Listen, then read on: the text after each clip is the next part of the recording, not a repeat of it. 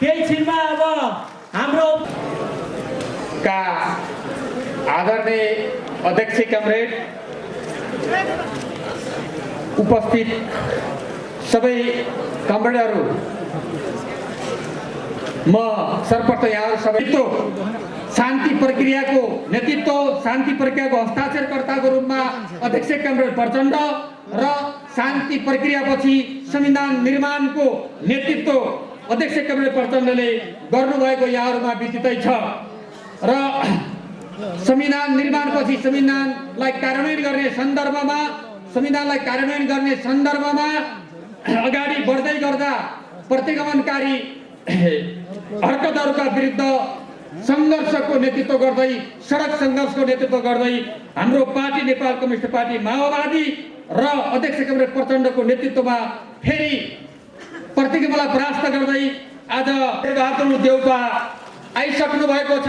उहाँलाई स्वागत स्वरूप यहाँहरूले हार्दिक ताली बजाएर स्वागत गर्न अनुरोध गर्दछु र सँगसँगै उहाँलाई स्वागत गर्न अनुरोध गर्दै यस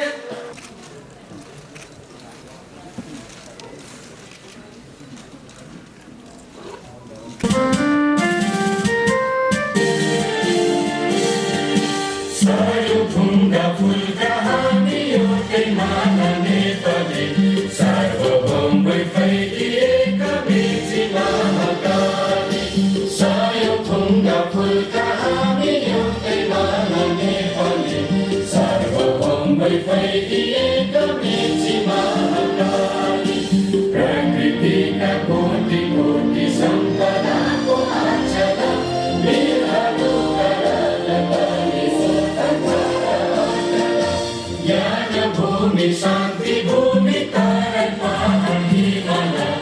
अखण्ड यो प्यारो हाम्रो मातृभूमि नेपाल, बहु जाति भाषा धर्म संस्कृति राष्ट्रिय अधिवेशनहरूको जस्तै बनेको छ।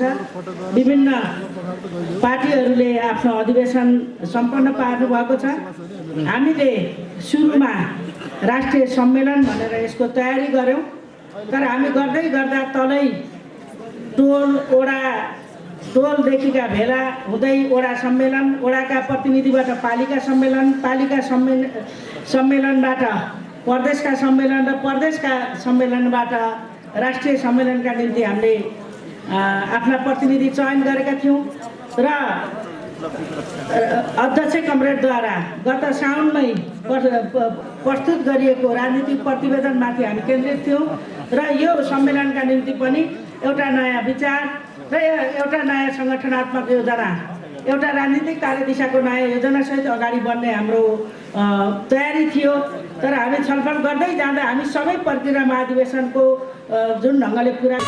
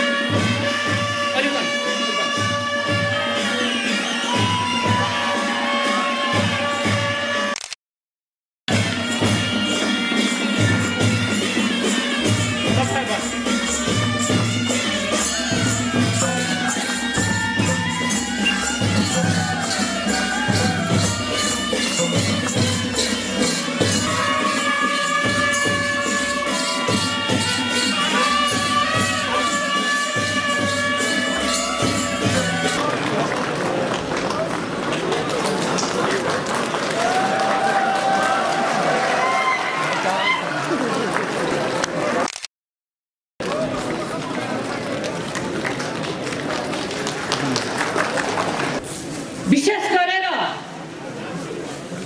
विदेशमा रहेका लाखौं युवाहरू कसरी मेरो देश बनाउन सक्छु र मेरो पसिना मेरो देशको लागि खर्च गर्न पाऊँ भन्ने जुन चाहना छ, समृद्ध नेपाल, बलियो राष्ट्रियता भएको नेपाल, विदेशीहरूले हस्तक्षेप गर्न नसक्ने बलियो देश र आफ्नै स्वावलम्बन अर्थतन्त्र भएको मुलुक हेर्न चाहने आम नेपालीहरूको चाहना यो राष्ट्रिय महाधिवेशनमा छलफल गरेर तपाईहरुको त्यतातिर छैन। अभिवादन गर्छु र नमस्कार पनि गर्न चाहन्छु। आदरणीय कमरेडहरू एवं मित्रहरू, नेकपा माओवादीको 8औं राष्ट्रिय महाधिवेशनको उद्घाटन समारोहको अतिथि दीर्घामा उभिएर म देशभक्त परिवर्तनवादी पार्टी नेकपा मालेको तर्फबाट र आफ्नै तर्फबाट जे भए पनि हामी कुनै समयमा नेकपा माओवादी हुँदाखेरि हामी सँगै वर्षौँसम्म चाहिँ बसेको अनुभूति पनि मलाई यहाँ भइरहेको छ र यहाँ सहभागी भइरहँदाखेरि मलाई ती पुराना दिनहरू पनि मलाई सम्झना भइरहेको छ र यहाँ तपाईँहरूले र तपाईँहरूको पार्टीका अध्यक्षले बेला बखतमा भन्ने गर्नुभएको कुरा कि पुराना माओवादी एकजुट हुनुपर्छ, एकताबद्ध हुनुपर्छ भनिरहेको कुरा पनि यतिखेर म राम्रोसँग सम्झिरहेको छु र हामीले यसलाई नकारात्मक होइन सकारात्मक अर्थमा बुझ्ने गरेका छौँ। हामी चाहन्छौँ नेपालमा भएका सम्पूर्ण कम्युनिस्ट क्रान्तिकारीहरू एकताबद्ध हुनुपर्छ र उनीहरूले आफ्नो लक्ष्य हासिल गर्नको निम्ति जनताले जुन रगत बगाएका थिए त्यसलाई सार्थकता दिनको निम्ति हामी सबै प्रयत्नशील हुनुपर्छ। त्यसकारण सबै सच्चा कम्युनिस्टहरू एक हुनुपर्छ भन्ने हामी यो पनि म राख्न चाहन्छु। तर यसको साथसाथै म यहाँहरूलाई विनम्रतापूर्वक केही सुझावहरू पनि दिन चाहन्छु। यदि साँच्चै नै पूर्व माओवादीहरू एकजुट हुने हो भने त्यसको लागि केही आधारहरू तयार पारौँ। त्यो आधार म यहाँ धेरै यहाँ भन्न पनि चाहन्न, किनभने यहाँ तपाईँहरूको आफ्नो कार्यक्रममा उपस्थित भएर धेरै तिता मिठा कुराहरू यहाँ राख्ने बेला पनि होइन, यो ठाउँ पनि होइन, त्यसमा म सतर्कै छु। तैपनि यहाँ केही विषयहरू सुझावको रूपमा म तपाईँहरू टाढा टाढाबाट र देशभित्रबाट आउनुभएका प्रतिनिधिहरू समेत हुनुभएको हुनाले तपाईँहरूको महाधिवेशनमा यो कुरो उठ्दिए राम्रो हुन्थ्यो भन्ने चिन्ताका साथ केही कुराहरू राख्न चाहन्छु। त्यो के हो भने पहिलो कुरा, यदि हामी चाहिँ पूर्व माओवादीहरू एकजुट हुने हो भने एउटा पहिलो कुरो के गर्नुपर्छ यो महाधिवेशनले भन्ने लाग्छ भने हामीले जनयुद्ध सुरु गर्नभन्दा अगाडिको केन्द्रीय समितिको बैठकमा जुन प्रतिबद्धता जाहेर गरेका छौँ त्यसलाई पुनर्स्थापित गर्नुपर्छ भन्ने मेरो एउटा कुरा। दोस्रो, म के चाहन्छु भने हामीले जुन लक्ष्य राखेर जनयुद्ध गरेका थियौँ त्यो लक्ष्य अहिले पनि अधुरो र अपुरो छ र हामी यो सबैको लागि चिन्ताको विषय बनेको छ। त्यसकारण त्यो लक्ष्य नेपाललाई जनगणतन्त्र बनाउनको निम्ति तुरुन्त हामी त्यसको लागि अगाडि बढौँ। त्यो कार्यक्रम तपाईँले पारित गर्नु, त्यो अनुरोध म गर्न चाहन्छु। तेस्रो कुरा के भन्न चाहन्छु भने राष्ट्रिय स्वाधीनताका विषयमा केही महत्त्वपूर्ण निर्णय लिनुभयो भने यो देशको निम्ति पनि धेरै महत्त्वपूर्ण कुरा हुन्छ भन्ने मलाई लागेको छ। त्यसकारण अहिले चलिरहेको विवाद जुन छ राष्ट्रघाती एमसीसी सम्झौता खारेज गर्न तपाईँहरूले जोड लगाउनु। हामीले गुमाएका भूभागहरू, नेपालले गुमाएका भूभागहरू हामीले नक्सामा त हासिल गऱ्यौँ तर त्यो वास्तविक रूपमा हासिल गर्न सकेका छैनौँ। झल्को लाग्यो। पछि प्रतिनिधिहरू आइसकेपछि फेरि त्यही न्युक्लियसले पछि फेरि अगाडि निर्णय गरेर त्यो राष्ट्रिय सम्मेलनलाई महाधिवेशनमा परिणत गरेको थियो। त्यस्तै आजको पनि यो माओवादी केन्द्रले इतिहासलाई दोहोऱ्याएको सम्झना आज सम्झिन मन लाग्यो। त्यस्तै गर्दा आज जुन प्रकारले यो 8औं महाधिवेशन हुन गइरहेको छ यो एउटा माओवादी केन्द्रको मात्र महाधिवेशन होइन। यसले लिने निर्णयले देशको राजनीतिमा महत्त्व वा धेरै पार्टीहरूले भनौँ प्रचण्डज्यूको र यहाँको नेताहरूको बारेमा गर्ने टिप्पणीहरू र तत्कालीन नेपाल सद्भावना पार्टी जसको म पनि विद्यार्थी नेतादेखि विद्वानजी लगायतका साथीहरूसँग काम गरेका थियौँ आफ्नो सङ्गठनमा। शङ्करजी पनि हाम्रा समकालीन विद्यार्थी नेता, राजेन्द्र लिङ्गदेन पनि हामी समकालीन विद्यार्थी नेताहरू थियौँ। त्यो जमानादेखि नै हामीले के गरेका थियौँ भने कहिले पनि माओवादीलाई के भन्छ यो आतङ्कवादी पार्टी भनेन। गजेन्द्र नारायण सिंहले कहिले पनि यहाँहरूको पार्टीलाई आतङ्कवादी पार्टी भन्नुपर्छ भन्ने डकुमेन्टमा कहिले सही गर्नु भएन र उहाँले जहिले पनि माओवादीसँग वार्ता गरेर समस्याको समाधान खोज्नुपर्छ भन्ने गर्नुहुन्थ्यो। म जस्ता तात्कालीन विद्यार्थी नेताहरूले सोध्ने गर्थ्यो, किन हामीले माओवादीलाई क्रान्तिकारी भन्छौँ, किन हामी माओवादीलाई आतङ्कवादी भन्दैनौँ। उहाँ भन्नुहुन्थ्यो हाम्रो एजेन्डा उस्तै प्राप्तिको बाटो हामी गान्धीवादी छौँ, उहाँहरू माओवादी हुनुहुन्छ। हामी शान्तिवादी छौँ, उहाँहरू मर्नु एकै हो कि हजुर। यहाँदेखि बसिरहनु म देखिरहेको छु कामरेड प्रचण्डजी, हाम्रो सिपी गजरेजी, उता साथीहरू, यी सबै साथीहरू हामीहरू कुनै जमानामा एक समयमा भीषण लडाइँको मैदानमा भूमिगत भूमिगत विभिन्न ठाउँ रहेर सँगै काम गरेको सम्झना अहिले आइरहेको छ र सँगै हामी लडेका थियौँ र त्यही जगबाट उभिएर पछि ऐतिहासिक मधेस जनविद्रोह भएको हो र माओवादी जनयुद्ध मुक्तिका सवालहरू कम्युनिस्ट आन्दोलनसँग जोडिएर आएका सवालहरू अहिले पनि अलपत्र परेका छन्। यसलाई यी सवालहरूलाई, यी राष्ट्रिय सवालहरूलाई सम्बोधन नगरिकन राष्ट्रिय एकता पनि बलियो हुँदैन। माध्यमबाट शेरबहादुर देउवाजी सभापतिमा निर्वाचित हुनुभएको छ। म उहाँलाई आफ्नो तर्फबाट र पार्टीको तर्फबाट हार्दिक बधाई तथा उहाँले नयाँ म्यान्डेटका साथ नेपालको वामपन्थी आन्दोलनलाई अगाडि बढाउने कुराहरूमा अग्रसरता लिनुहुनेछ भन्ने कुराको विश्वास र अपेक्षाका साथ शुभकामना व्यक्त गर्न चाहन्छु। वास्तवमा हामी नेपालका राजनैतिक पार्टीहरू प्राय सबै पार्टीका नेताहरू यहाँ उपस्थित छौँ। मलाई एउटा कुराको हरदम सम्झना हुने गर्छ। 62-63 को आन्दोलनका समयमा नेपाली काङ्ग्रेसका तात्कालिक सभापति गिरिजाप्रसाद कोइरालाले एउटा कुरा भन्ने गर्नुहुन्थ्यो, नेपालमा एउटै पुस्ताले 3वटा क्रान्तिको नेतृत्व गर्दैछ। बडा गर्वका साथ त्यो कुराको चर्चा गर्ने गर्नुहुन्थ्यो। तर म आफैलाई फर्केर हेर्दाखेरि बडा पश्चाताप अनुभूत हुने गर्थ्यो। के अर्थमा भन्दाखेरि हामी क्रान्तिका हिसाबले त गर्दै पनि हामी अहिले प्रतिपक्षमा छौँ।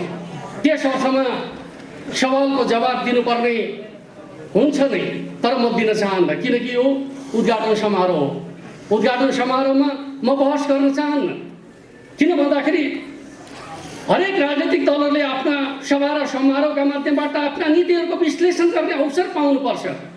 हामी बहस सार्वजनिक रूपमा बाहिर गर्न सक्छौँ, तर यो समारोह शुभकामना र सद्भावनाको समारोह भन्ने अर्थमा माओवादी आन्दोलनसँग जोडिएका केही प्रसङ्गहरू जो हाम्रो पार्टीसँग जोडिएका छन्, मैले त्यसलाई सम्झना मात्रै गर्न चाहन्छु।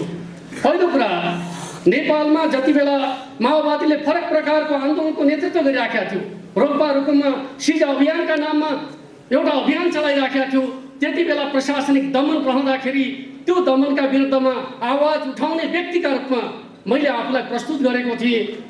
अब अहिले हामी एउटा नयाँ बाटोमा अगाडि बढ्न खोजिरहेका छौँ। तपाईँहरूले आफ्नो महाधिवेशनको निर्णय गर्नुभयो, बडो राम्रो हो। मलाई मनमा लाग्दै थियो यत्रो सबै तयारी गरिसकेपछि तपाईँहरू किन अधिवेशन गर्न खोजिरहनु भएको छ।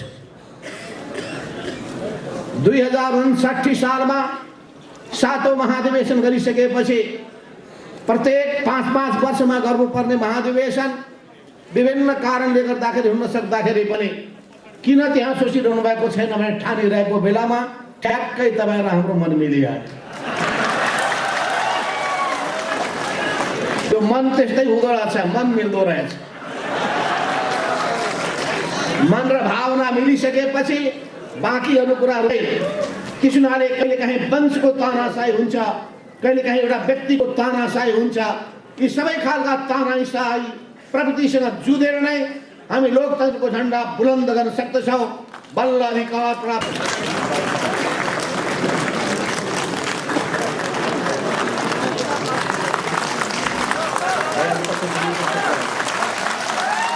नभइदिएको भए र गिरिजाबाबु र माधवजीको कुरामा कसेर राङ लिदिएको भए कि यो संहिता बिनाको अन्तरिम संविधान चाहिँ मान्दैन भनेको भए मधेस आन्दोलन हुने थिएन। र मधेस आन्दोलन भयो, आखिर फेरि हामी सबैले मिलेर स्वीकार्यो। अर्को कुरो, माओवादी जनयुद्धले विकास गरेको विचार प्रचण्ड पर त्यसलाई विकास गर्नुको साटो हामीले छोडिदियौँ। क्रान्ति रणभूमिमा पर्यो। कमरेड प्रचण्डले के गरेको हो? आम मान्छेमा प्रश्नहरू उठ्न थाले र सबभन्दा पहिले त ममा नै उठे। अब उहाँ क्रान्ति गर्नुहुन्न, हिँड्ने गर्दा गर्दा सबै हाम्रा सिपिजीहरू पनि हुन्छ, माधव के अरे हाम्रो मोहनजीहरू सबै हिँड्नु, नचल्ने नमान्ने, अनि पार्टी फुटेको। त्यसैले चाहिँ भावनाले हुँदैन कमरेडहरू, क्रान्तिकारी विचार चाहिन्छ, क्रान्तिकारी विधि चाहिन्छ, क्रान्तिकारी आचरण चाहिन्छ। त्यसैले चाहिँ मेरो एउटा के आग्रह छ भने यो राष्ट्रिय सम्मेलन सम्पन्न गर्ने क्रममा अहिले उद्घाटन समारोहको करिब करिब समापनतिर हामी आइराखेका छौँ। हाम्रो पार्टीको यो उद्घोषले नै के कुरा स्पष्ट पार्दछ भने हाम्रो पार्टीले राजनीतिक दल सम्बन्धी ऐनको औपचारिकता पुरा गर्न वा संगठनात्मक कर्मकाण्ड पुरा गर्न यो 8औं राष्ट्रिय महाधिवेशन गर्न गइराखेका छैनौँ। हामी देश र जनताको, राष्ट्रको अहिलेको आवश्यकता, उत्पीडित वर्ग, जाति, क्षेत्र, लिङ्ग, भाषिक सांस्कृतिक समुदाय, सीमान्तकृत समुदाय र आम जनताको अपेक्षा र आवश्यकता, नेपालको परिवर्तनको आवश्यकता, नेपाली कम्युनिस्ट आन्दोलन र कोणबाट छलफल गरिराखेका छौँ बदल्नका निम्ति। एउटा हो हामीले हाम्रो विचारलाई नै विकास गर्ने, विचारलाई अझ स्पष्ट पार्ने कोणबाट अगाडि गर्नुपर्छ। किनभने कुनै पनि क्रान्तिको निम्ति, परिवर्तनको निम्ति सुमुख्य कुरा भिजन हो, विचार हो। त्यसमा हामीले हाम्रो पथप्रशक सिद्धान्त मार्क्सवाद, लेनिनवाद, माओवादलाई आत्मसात गर्दै मार्क्सवादलाई पनि आजको परिस्थितिमा वस्तुगत रूपमा विश्वमा जुन जुन परिवर्तन भएका छन् त्यसलाई सम्बोधन गर्ने गरी र समाजवादी सत्ताहरू जुन असफल भए त्यो प्रतिक्रान्तिको शिक्षाहरूलाई पनि सम्बोधन गर्ने। यो अघि सम्मेलनबाट महाधिवेशन किन भयो भन्ने पनि उहाँले बोलिसकेपछि हामीले केही भन्ने कुरा नै भएन। अत्यन्त महत्त्वपूर्ण महाधिवेशन भएको छ। उहाँको पार्टीको आफ्नो सबैको सहमतिले महासम्मेलनबाट महाधिवेशन भएको राम्रो कुरा हो। यो हर कुरामा सहमति भएको अझ राम्रो हुनेछ भन्ने लाग्छ मलाई। म अर्को पार्टीमा पनि जान्ने भन्ने कुरा छैन। अहिले चाहिने पुष्पबल दाहालजीले धेरै ठुलो नेपालको राजनीतिमा ठुलो योगदान दिनुभएको छ। यो संविधान सभाको चुनावको उहाँको शब्द थियो, संविधान सभाको चुनाव गरे भने शान्ति प्रक्रियामा संविधान सभाको चुनाव। यो सत्य कुरा हो कि उहाँको चाहिँ बलले, उहाँको चाहिँ उनी संविधान सभामा हामीहरू गएका हुन्। यस मानेमा संविधान सभाबाट संविधान बनाउने कुरा जो हो, हामी 7 सालमा काङ्ग्रेस पार्टीले प्राप्त गरेको कुरा धेरै ठुलो लडाइँ भएपछि अलिक पुष्पबहादुर दाहालजीकै अगुवाईमा संविधान सभाको चुनाव भएर आज संविधान सभाबाट संविधान बनेको छ, समावेशी छ, समानुपातिक आधारमा छ, तर चाहिने संहिता छ, गणतन्त्र छ। यसै कारण छ कि चाहिँ त्यो पनि थाहा छैन मलाई त। पहिले पढ्नु पढ्नु एमसिसी कहाँ छ राष्ट्रघाती, मैले हेरेर काहीँ राष्ट्रघात देखाएको छैन मैले। म पनि चाहन्छु काहीँ राष्ट्रघात देखाएको म किन म पनि नेपाल प्रधानमन्त्री हुँ, नेपालको राष्ट्रको खिलाफमा जाउँला मैले।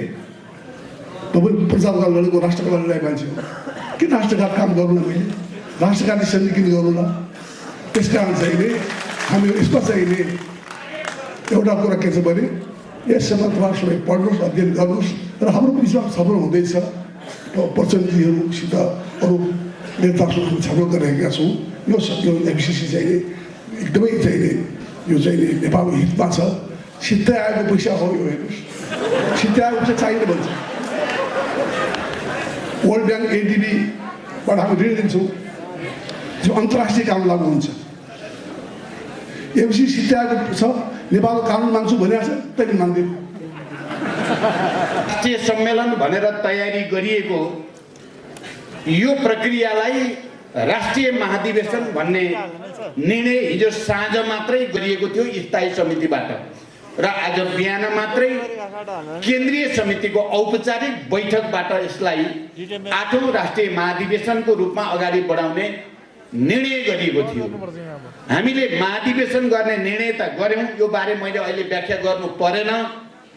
तर महाधिवेशन हुनको लागि कम्तीमा पनि देशका सबै प्रमुख राजनीतिक दलका नेताहरूको उपस्थिति र उहाँहरूको कम्तीमा शुभकामना आवश्यक हुन्छ।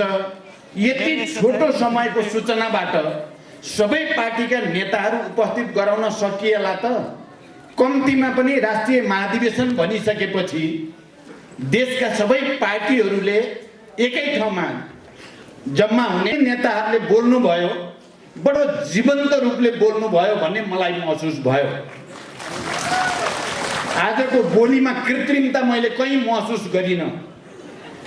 भित्र मनकै कुरा, आफ्नो पार्टीकै कुरा, आफ्ना भावनाका कुराहरूलाई बडो चाहिँ महसुस गरेँ भने यो महाधिवेशन हामीले छोटो समयमा सम्मेलनलाई महाधिवेशन भनिए पनि र भोलिदेखि बन्द सेसनमा हामीले कसरी प्रस्तुत हुने भन्ने कुराको दिशानिर्देश यहाँ भइसक्यो। यहाँ एकजना नेताले भन्नुभयो यो महाधिवेशन माओवादी केन्द्रको मात्रै महाधिवेशन हुने छैन, यो महाधिवेशनले लिने निर्णय, यसका सङ्कल्पहरू, यसका कार्यदिशाहरूले देशकै राजनीतिलाई महत्त्वपूर्ण प्रभाव पार्नेछ। त्यस अर्थमा यो महाधिवेशनतिर सिङ्गो देशले गम्भीरतापूर्वक हेरेको छ। उहाँले आज जुन ढङ्गले प्रस्तुत गर्नुभयो र तपाईँ कमरेडहरूले उहाँको प्रस्तुतिमा जस्तो प्रतिक्रिया दिनुभयो, मैले यसलाई पनि एउटा ठुलो ऐतिहासिक सन्दर्भ सहितको सकारात्मक सन्देशको रूपमा लिएको छु। गर्ने संयुक्त जनआन्दोलन उठाउने संविधान सभा प्रधानमन्त्री जसरी भन्नुभयो, यो सबै अवसर पनि मलाई प्राप्त भयो भने अहिले माओवादी आन्दोलन कमजोर जस्तो, माओवादी पार्टी कमजोर जस्तो देखिनुमा मैले अरूलाई आरोपित गरेर हुँदैन। मैले प्रमुख नेताको हैसियतले म भित्र नै खोज्नुपर्छ भनेर मैले आफैलाई चिरफार गरेको छु। कमरेडहरू, मैले आफैलाई चिरफार गरेको छु। मलाई लाग्छ कमरेड सीपी गजुरेलदेखि कमरेड किरण, विप्लव लगायत बाबुरामजीहरू सबैले र माधवजीले अहिले मलाई भन्नुभयो तपाईँले दस्तावेज दिनुहोस् भनेर। मैले भने मैले त हामीले नै पहिला बाँडेका छैनौँ, हामी आपसमा भोलिदेखि बाँडेपछि म तपाईँलाई दिउँला भनेको छु। मलाई लाग्छ यसले हामी सबैलाई, खालि माओवादीलाई मात्रै होइन, नेपालमा साँचो अर्थमा कम्युनिस्ट आन्दोलनलाई बलियो बनाउन चाहने, समाजवादी अभियानलाई साँचो अर्थमा अगाडि बढाउन चाहनेहरू सबैलाई एउटा उत्प्रेरणा दियोस् भन्ने उद्देश्यको साथ यो महाधिवेशनमा हामी प्रस्तुत हुँदैछौँ। म सबै नेतागण र सम्पूर्ण प्रतिनिधि साथीहरूलाई सुरुमै यो जानकारी गराउन चाहन्छु र तपाईँहरू सबै पनि गम्भीर आत्मसमीक्षा सहित नयाँ ढङ्गले जनतामा प्रस्तुत हुने र जनता र राष्ट्रको बृहत्तर हितको निम्ति